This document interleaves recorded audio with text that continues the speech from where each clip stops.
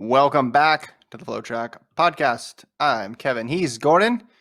It is August 11th when we're recording this. Lincoln always says the date at the top of every show, Gordon, and in his absence, I'm going to honor him by reminding people what the date is. How are you doing? Doing great. I'm on Twitter, refreshing Brett McMurphy's Twitter feed because everyone knows the renowned Brett McMurphy, college football insider of Stadium Network, who is basically tweeting every time there is a cancellation, a postponement of fall sports / football. That's been my life the past 3 weeks, is just seeing if we get to 50% cancellations. Therefore, cross country would be over. And we, once again, in a time where we thought it was a great idea to do a podcast every day starting in February, we will have to continue to do a podcast without mostly track live events going on. Yeah. Last night when I saw, there's going to be an announcement tomorrow, I said, okay, maybe that'll be done by 9 a.m. Central when we record. And then I woke up this morning, I didn't see anything yet. And I thought, who am I kidding? Why would I actually think that they would announce this on any sort of reasonable time schedule? And today they'll probably delay it. Today they'll probably delay it. They'll probably push it even farther, right? I mean, nothing has gone according to plan at all. Why would this?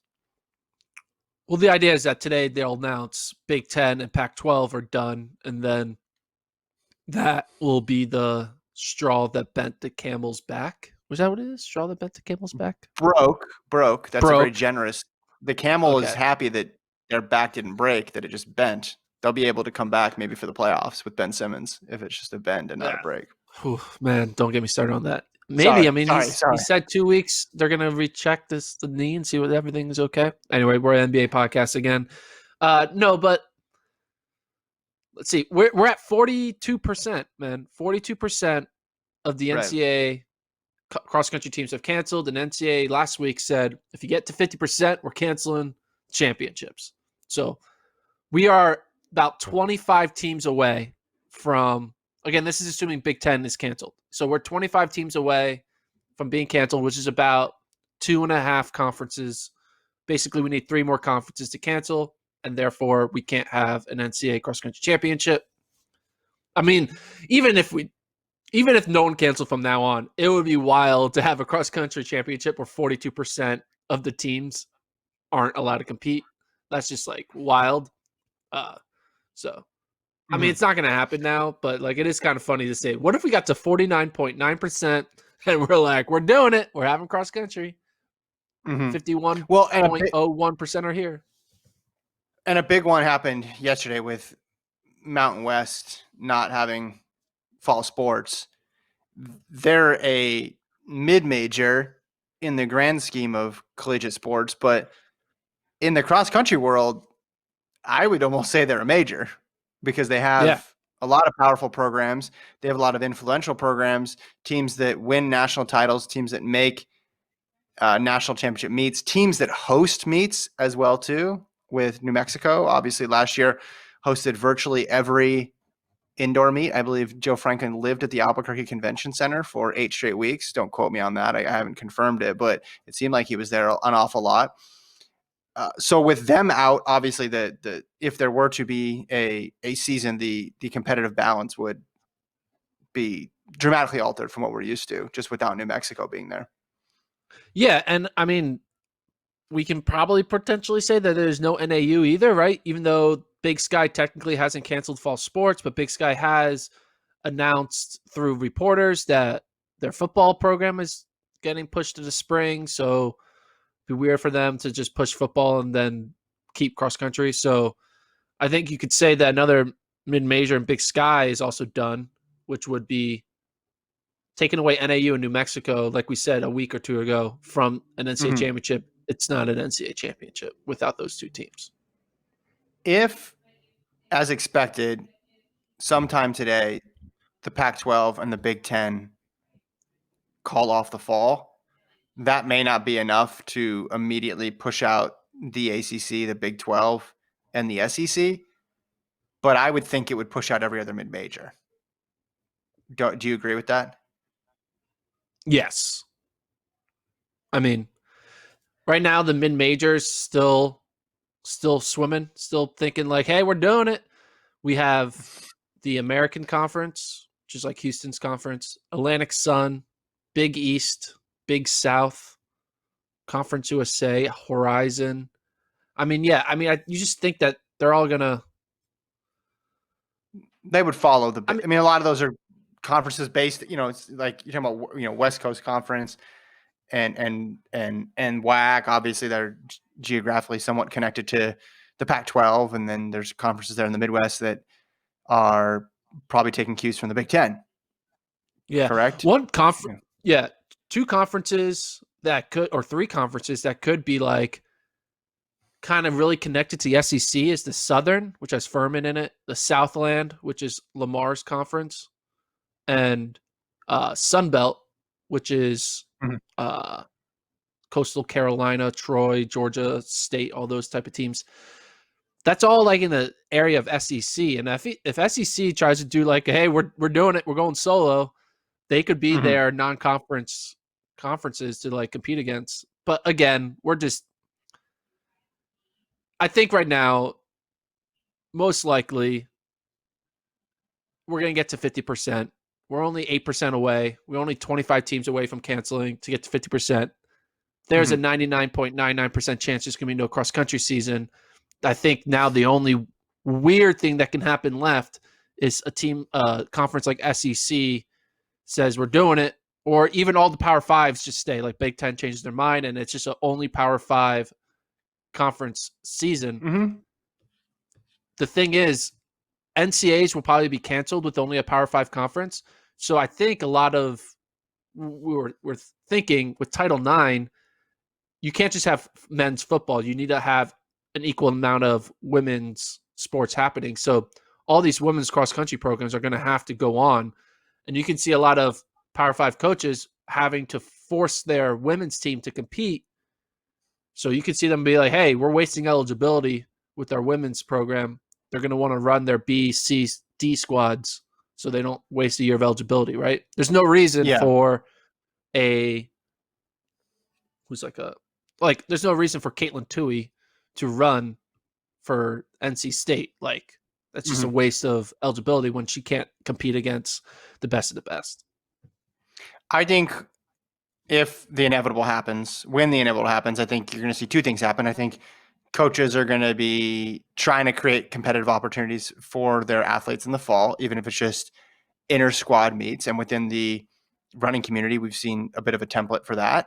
And people have been able to run fast times in smaller settings and have been able to run fast times in dual or inter squad meets, which, depending on how deep and how good your team is, these programs could try to set those up, within the confines of a practice. I think the second thing you're going to see is more momentum towards the idea of it happening in spring and people dusting off the old Gordon Mack plan, which is, I mean, it's only 2 or 3 weeks old, but the way that dust collects during a pandemic era makes it think like it was a lot older. I think you're going to see some fierce debate about what they do or what they try to do with cross country indoor and outdoor. Do you try to cram all three? Do you get rid of indoor and put cross country in place of it? Like how you work out those details it's going to be hard to find agreement on that because every program has their own interests. But yeah, I think the MAC plan is going to get some run here pretty soon. Dude, I appreciate that. Get the MAC plan going. I do think it's a great idea. I mean, cross country only needs 3 weeks. Cross country only needs 3 weeks. We don't need these 10-week out dual meets, these 12-week out, local home meets. Just put it all together. 3-week competition. You run conferences, 2 weeks off, regionals, then nationals. And let me pick the teams, and it'll be great. Done and done. Do you think if they're able to have the option of 3 sports in some time frame, in some reasonable time frame, do you think that coaches of non-distance based schools would say, you know what, we're just happy to have outdoor for this season? We can cancel indoor. We can overlap cross country with indoor and just get rid of indoor? Or do you think immediately people are going to just go right back to, no, I need to look out what's in the best interest of my program. Well, what is the program or the team that loves indoor? Right? I guess you're a team that isn't like that doesn't have good extra throwers, right? A team that's like isn't good in the javelin or the Yeah. discus or the hammer, so they only have like. But I think maybe it's a financial thing, like because like BU, right? They probably make so much money with all the entry fees that they get for all the meets they put on. New Mexico, same. Yeah. They probably like need indoor meets because it's a huge revenue generator for a sport that doesn't generate much revenue. If you have an indoor track and you put on these meets, indoor is like important, right? Especially if you have a new facility like Michigan's new facility or Liberty's new facility, they're gonna be like, we want people to come here because we need to make that money in a sport that doesn't make money. So that could be, but they're gonna be a minority, right? Because not everyone has a state of the art indoor facility that makes money. So I don't know. I think a team like Texas A&M, I think SEC would be like, with the exception of Arkansas, would be like, we want indoor, right? Yeah. But then, like, yeah, it's going to be distance versus sprint programs. Sprint programs are going to want indoor. Distance programs are going to want cross country. Unless you love the DMR. Unless you love the DMR. Or what we could do is we could have both, but indoor gets capped at 800 meters. Yeah, or just choose and say, hey, you could pick which season you want to go. You could pick which sport you want to play. Sorry, they overlap. But if you choose, then it kind of dilutes both, because it's like, hey, if we only had that one guy on our team or that one girl on the indoor team, we would have been great. And then you have a team go all in on one and not the other. So then it kind of messes with the balances. I think you just, hey, in 2021, there is no mile and up, no mile 3K DMR or 5K, but there's cross country. Yeah. What if they did this? They shift the track season back as far as they can, which they can't shift it back much farther because of the Olympic trials. That'd be problematic. But you move everything down. You slide everything down. So you slide indoor down as far as it can reasonably go. And then instead of your 3-4 week season that you had planned for, when was that? April that you wanted to do cross country? Yeah, April. What if it leads off, because we know cross country, one of the safer sports to execute during this time. So in a world where we're able to have sports, that would be a good one to go first. And you do it over a small window of time in January, and then February and March are indoor, and then April, May, and June, or maybe even the beginning of April is the indoor championship, and then you go into June. So every season is shortened a bit, but cross country is cut the most, but you let it go first. See, in the Mac plan, which I spent years and years developing in a log cabin with candlelight and no electricity. Because you knew this was going to happen. Because it was coming to happen. The one thing that I made sure didn't happen is you can't have cross country in January, man.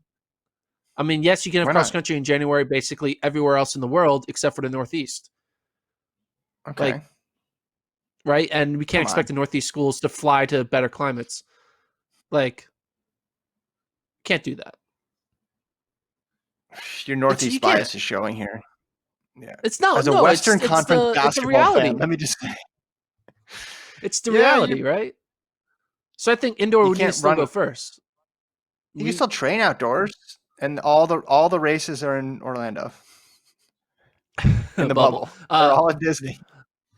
A coach said to me that they should try to do a bubble for football where they put them all like and go to Vegas or something like that, and just do like 5 football games in a week and do it for like 2 weeks, and boom, there's your season.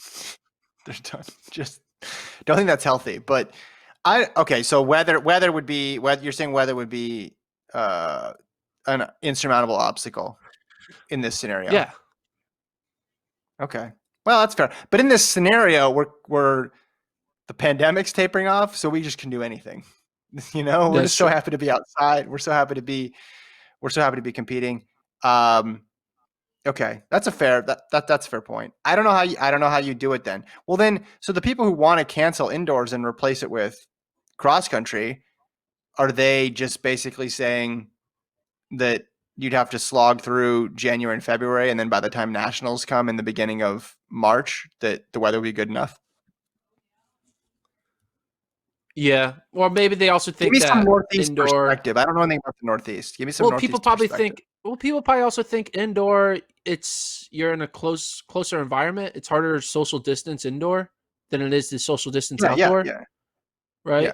No one wants to wear a mask in like the Armory. You'll just feel like claustrophobic. It's already indoor cough. Imagine indoor cough with a mask. It's like even worse. Yeah. So like, Yeah. I think taking out that element of it's a lot easier to wear a mask on a 400-meter track where everyone can kind of spread out. There's giant stands. There's no crowding at an outdoor track meet. But an indoor track meet, even an indoor track meet with not a lot of teams, at like, it's going to be crowded. So I think for social distancing purposes, cross country and outdoor track work perfectly.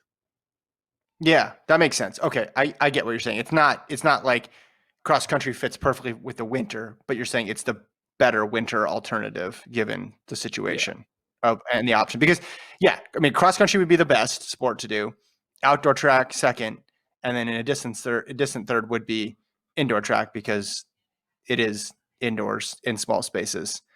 You said wrestling before was probably the most difficult sport to do because of indoors and close proximity. So indoor track wouldn't be as bad as that, but you're right. A lot of people, small space, not good. 42%, 8% away from calling it a day. What's the over under on the date? I did. What's the over under on the date that we get to 50%? I'll set the over under at August 12th, which is tomorrow. I said under. I thought you were going to say hour. 50%? No. August 12th. Do we get to the 50% before tomorrow? Yes. I think that's what tomorrow's What if we don't? is about. What do you owe me? What's the bet? What are we betting? When I see you again, I will bring you Raising Cane's. That's what I'll bet. Ooh, that'll be nice. When will I see you in person again? We're not going to see. Well, I'm willing to go to the office, but you and Lincoln are like dads with wives, so you got to stay home. And I'm just like, I don't want to go to an office by myself, so I'm only going to go until you guys go. So I'm kind of like virtually a dad with a wife because I got to do what I have to be on the same timeline as you guys when it comes to this pandemic. It's annoying. I mean, in terms of responsibilities for me, maybe September, but I also, what's the point in going? You never went into the office when it was available to go to the office pre-pandemic. So, I mean, what's your rush to get in there now? I'd go into the office. I live in the Golden Max lifestyle. With you and Lincoln. I know. What do you think? You like it? You'd wake up it's fun. It is kind of good. I'm waking up earlier probably than you. I'm waking up earlier than you were then, but I'm probably going to bed a lot earlier. You'd come in like midday and then talk to us for 30 minutes and then go to lunch and then you would go home to work. So I'm interested in your recent change of heart about the importance of an office. We got Alon producing this thing. The recent change is I just want something to do. Yeah. I want to do this in person. Yeah. I want to be within 6 feet of you. I don't want to do that, but I'm kind of over the half a second delay. It's not very fun. That would be a good pickup line. In 2021, I'm willing to go within 6 feet of you. Right? It's a good line. Yeah, not interested, but no. I don't want to go to I want to go to an event. I want to be in a place where we can go to events again. That's what I want to do.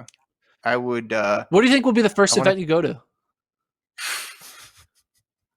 I mean, if you asked me that 2 months ago, I was like, I'm going to go film a workout at some great college campus.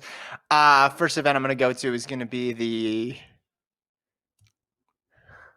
I don't know, NAU BYU Super Bowl Sunday.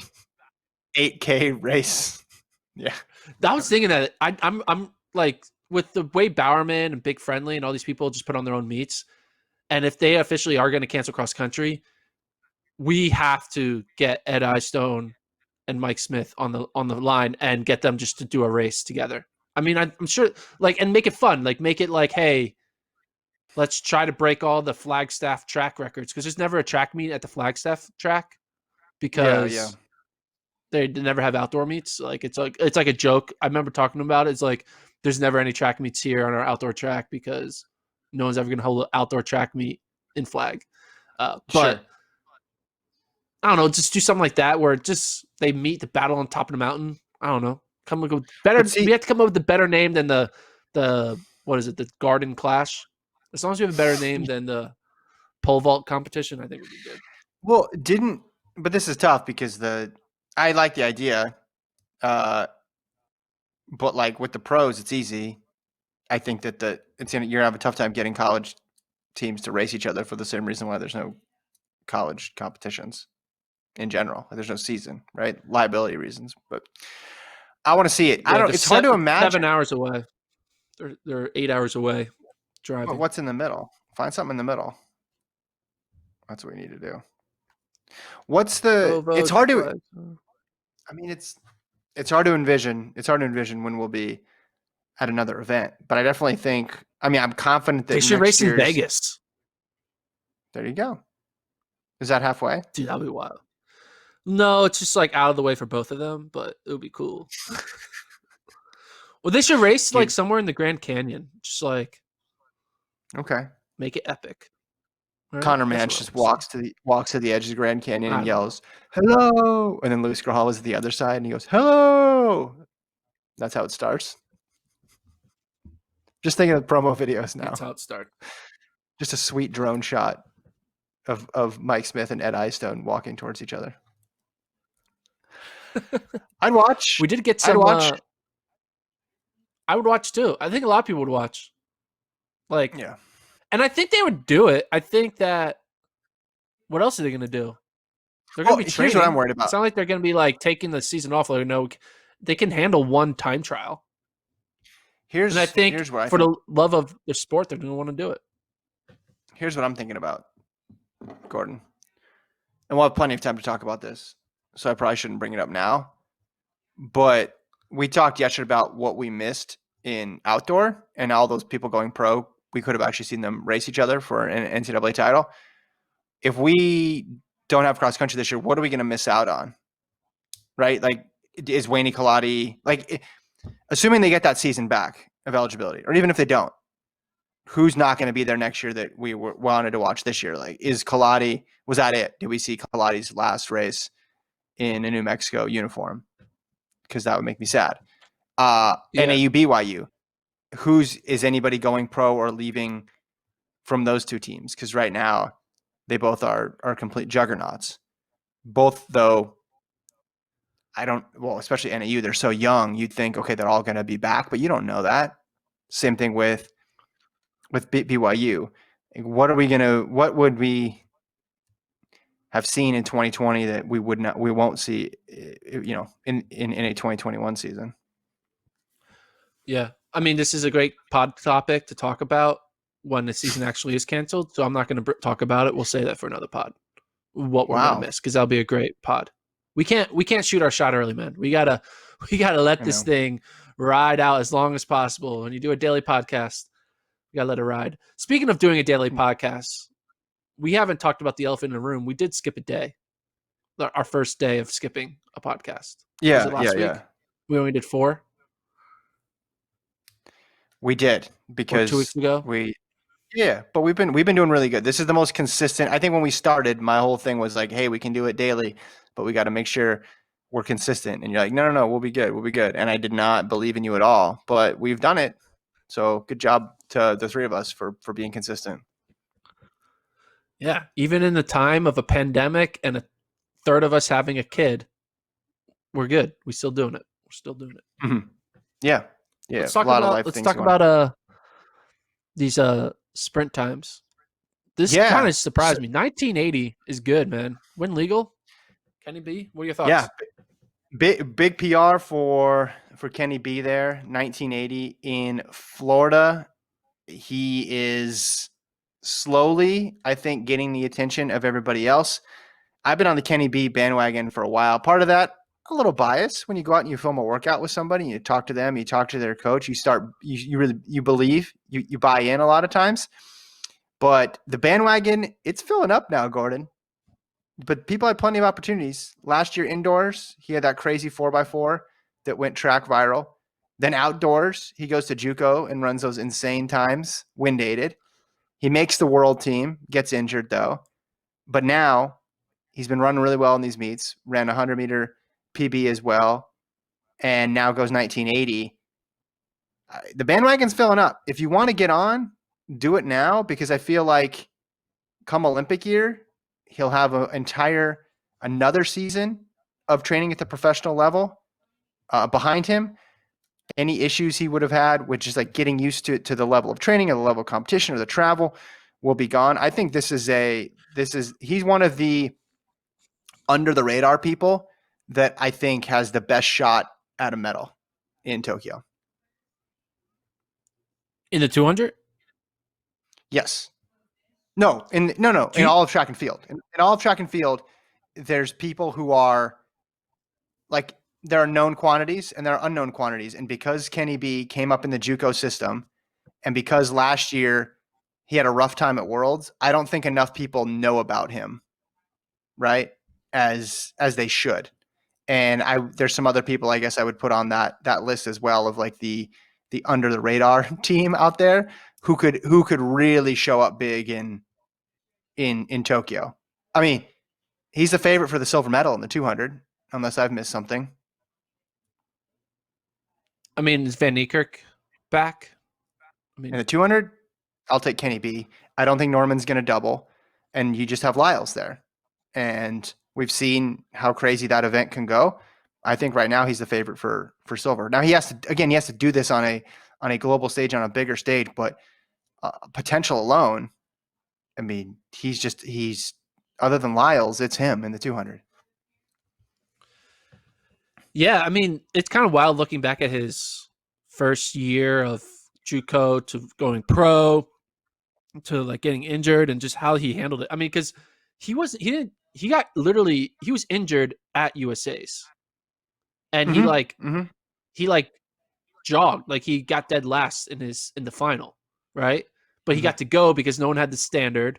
So then that made him continue a season that he probably in any other world it would have been shut down, and he would have been like, I'm injured, I'm not doing it. But when you're a first year pro, you're like, I'm going to Worlds, screw it, right? Yeah. Take anything you can get, even if I'm running on one leg. And then obviously he couldn't handle it at Worlds. But like, I think the combination of just being super raw, trained not to like just not ready for, completely ignorant to the world type stage of how to handle world competition when you're racing JUCO competition, injured, all these factors makes you think that like you take those three things away, which can easily be taken away with health and just experience. This 1980 is what you get, right? And I think he's only going to get better. I mean, he was a raw talent coming out of high school that kind of got overlooked. He was Wisconsin. He's from Wisconsin, I believe. And just kind of was just under the radar, had a crazy JUCO first year, and then injuries and just newbie bug hit him. But now that I feel like he's matured in this past year, and I think he should be ready to fire on all cylinders. And we would love him to get even better. So then Noah Lyles doesn't have a mulligan every USA's, right? You kind of want someone to really push Noah, because Michael Norman is that guy, but Norman isn't running the 200. So hopefully Kenny B can be the opposite, the yin and the yang to Noah Lyles. It's going to be hard. Kenny B also is like a weird body. I'm not trying to body shame Kenny B, but like he's kind of like the Isaiah Harris of the 800 or the Isaiah Harris of the 200. Isaiah Harris is like this big, broad-shouldered guy that just does not look like a 800-meter runner, but he's able to put together. He's built like a 400-meter runner, but runs the 800, right? He's very big, broad shoulders. Kenny B is also a very like big jacked dude that doesn't have like that thin, like 200-meter body. You know, like he's built like a 400-meter runner. Okay. No, but like I feel like a lot of 200-meter sprinters. Go on with your theory about that. He has broad shoulder. He looks like too big to run fast in a sprint. I don't know. It feels like he's going to topple over in a 200. Put him on an indoor track is insane, right? It's just like he's too big. Well, watch that. Watch that clip. Yeah, watch that clip from last year. So like, I just think that, I mean, he's a good 400. I bet you if he ran the 400, he would be as good as he would be a 44 low guy. I think if he focused only on the 400, I think he's basically a Michael Norman in disguise. Not as good as Norman, but like if he wanted to, he would have the ability to become a Michael Norman, in my opinion. Yeah, he's got that range. He's not there yet. He's got that range, but he's still super young. So yes, he has that ability for sure. Who else would you put on your under the radar 2021 team? I got a couple names in mind. Under the radar 2021 team. Yared Nuguse. Okay. That'd be very under the radar. He can kick, man. And in that 1500, I mean, Centro looks like he's injured. I don't know. He's jogging this season. He's not really putting it all in. I mean, Craig Engels hasn't really been like firing on all cylinders. The only person who's firing on all cylinders is Josh Thompson, who's still very new to the event. And then Ben Blankenship. They're kind of like, there's not like a dominant dog the way like Donovan Brazier is dominating the 800 right now, right?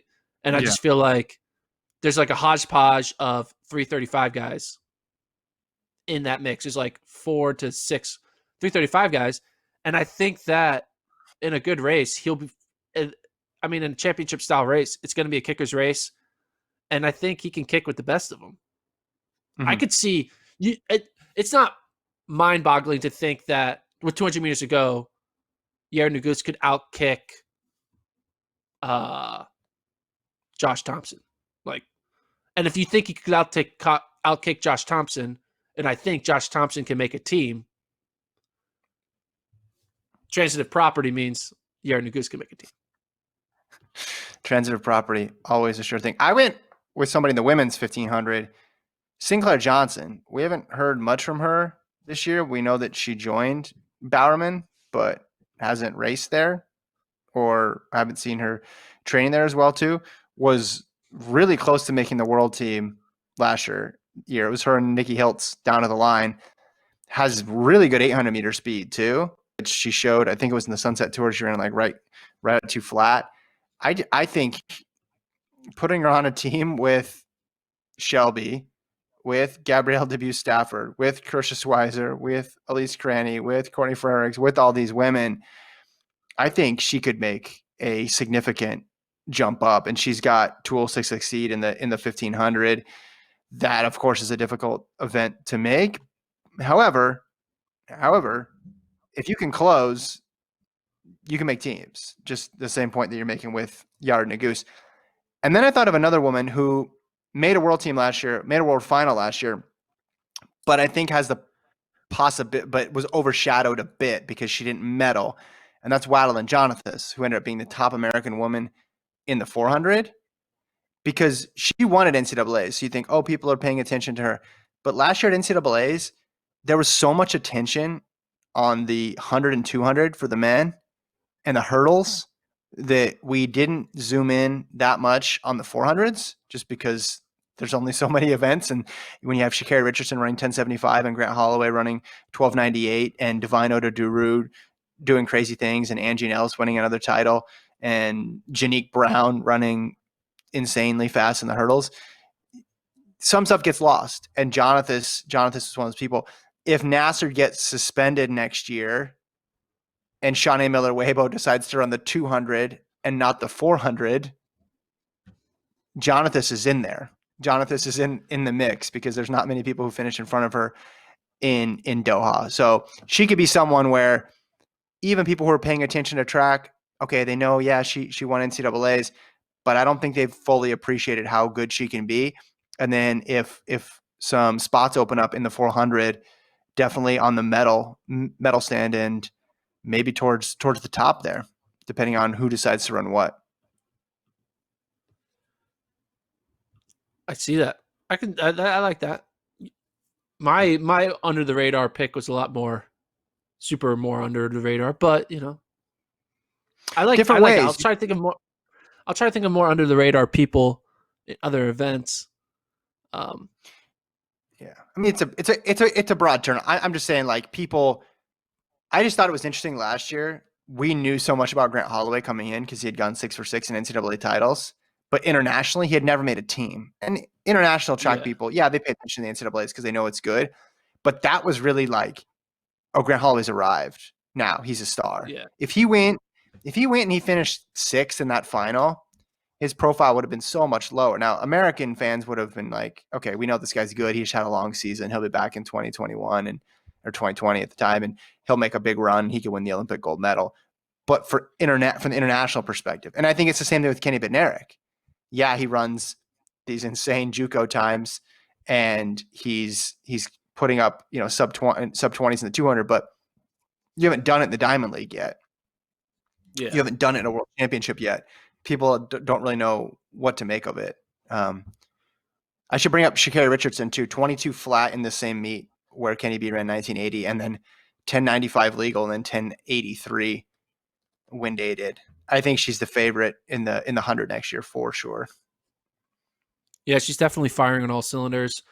Crashed and burned in the U.S. final, mainly due to probably just she timed her peak for NCAAs and not for USAs, and that's okay. You're a freshman in college. You're not planning on timing your peak for USAs. You're supposed to time your peak for NCAAs. And now that she's ready to roll in the post collegiate world, she's running to her ability, which is great to hear. And then Trayvon Bromell, he's not a flash in the pan now. He's consistently now running world class times. Beats Justin Gatlin again, runs win legal sub 10, then a wind aided 987. Trayvon Bromell might be the Olympic favorite, right? I listened to when you and Lincoln discussed this very thing back when Lincoln did podcasts. Just kidding. And I didn't think it was hyperbole. I thought the same thing. I think if Coleman is there, Coleman is still the favorite, obviously. Yeah.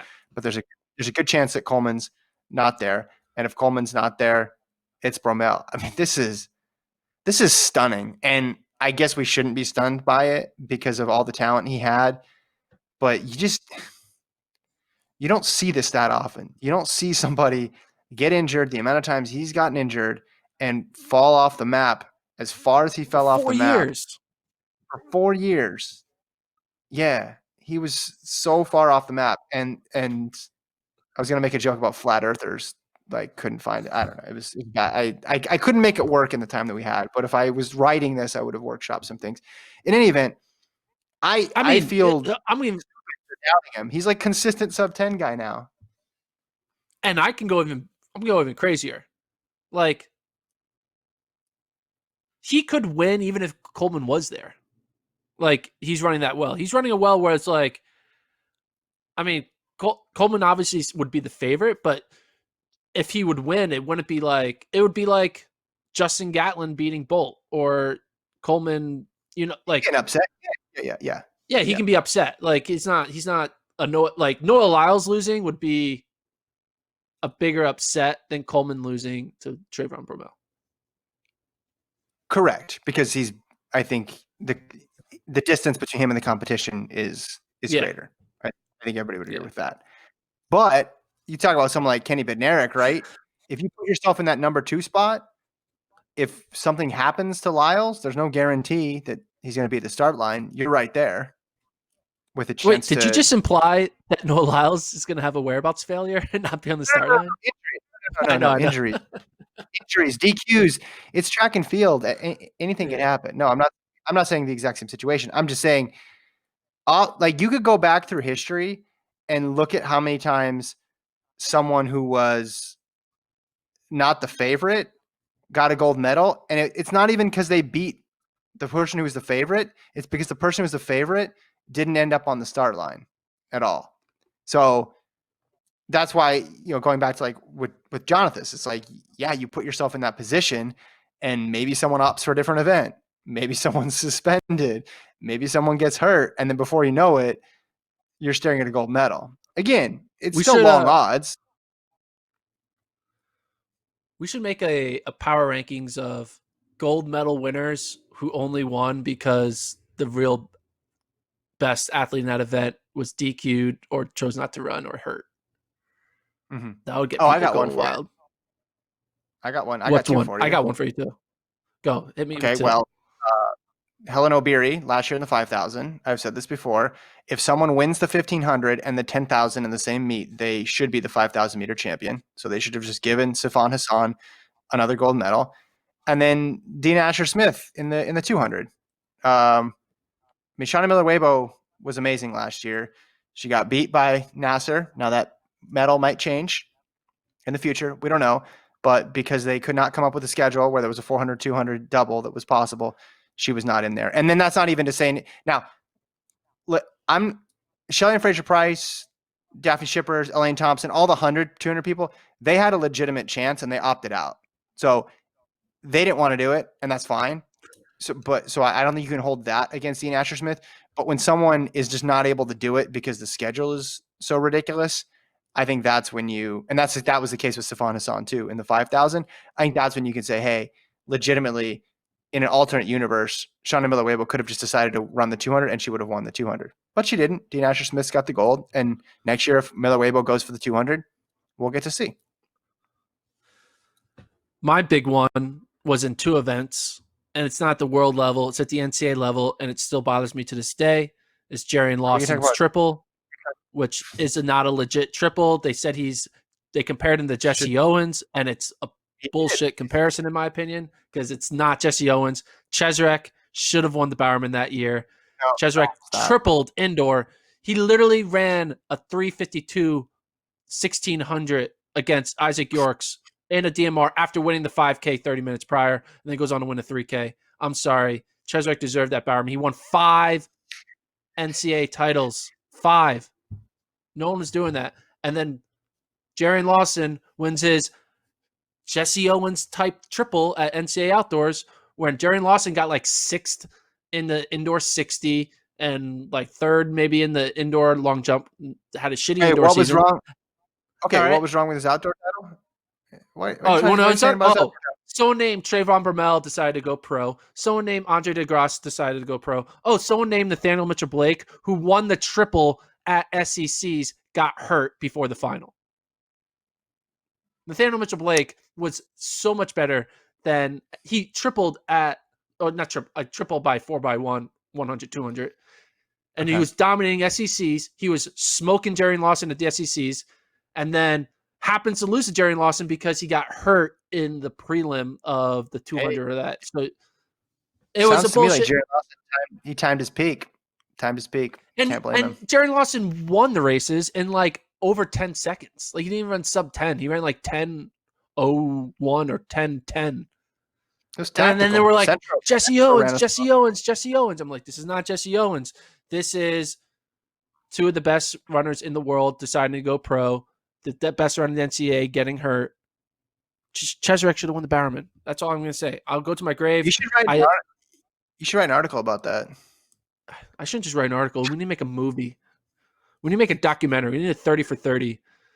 Do you think Cheserek is as bothered about this as you are? Oh, yeah. I've never talked to him about it. He's like, yeah, he knows. I talked to Robert Johnson about it. He knows. I remember talking to Robert Johnson in a. I know you guys have a good relationship. An NCAA press conference elevator. And he was saying, like, yeah, it's bullshit. I mean, I'm paraphrasing. I'm not saying that's what he said. I'm not reporting that. But he implied, like, that Cheserek deserved it. That's all. And he was very respectable. He's like, whatever. Obviously, it's hard to pick one out of the top 3 people. Everyone deserves it. But he's like, my guy deserves it. And there's nothing wrong with that. Okay. Matisse Thybulle deserved to be in the rookie versus sophomore game in the NBA All-Star game. But you know what would have been great is if Matisse Thybulle could have locked up Damian Lillard and that would have helped the Spurs. But apparently this lockdown defender lets a guy go for over 50. But everything we hear about, dude, the Sixers are so just the amount of media attention the Sixers get for just how not good they are is just astounding. Like you guys are just, and I get it. It's not just. It's negative media. It's not positive. I know, but it's nonstop. It's just intoxicating. It's just insufferable. And I get it. Like a lot of it's the personalities you have on the team because Embiid is a big personality and there's all this stuff around Simmons because he can't shoot a three and he's coming out of LSU and all this other stuff and he's going to be the greatest player ever. So a lot of it isn't just like, oh, people are obsessed with Philadelphia sports. But my goodness, man, you guys are 6th in the East and you're spoken about as if you're the 91 Bulls. It's just amazing. Okay, yeah, but Houston was 6th in the West, and they're talking about like the greatest idea ever with small ball. I mean, Houston gets the same thing. It's the same thing as Houston. All the drama. Well, don't get me started on Houston too. I could go on Houston too. Wait, so all right, we'll leave it there. When's the last time San Antonio was the 3rd best team in Texas?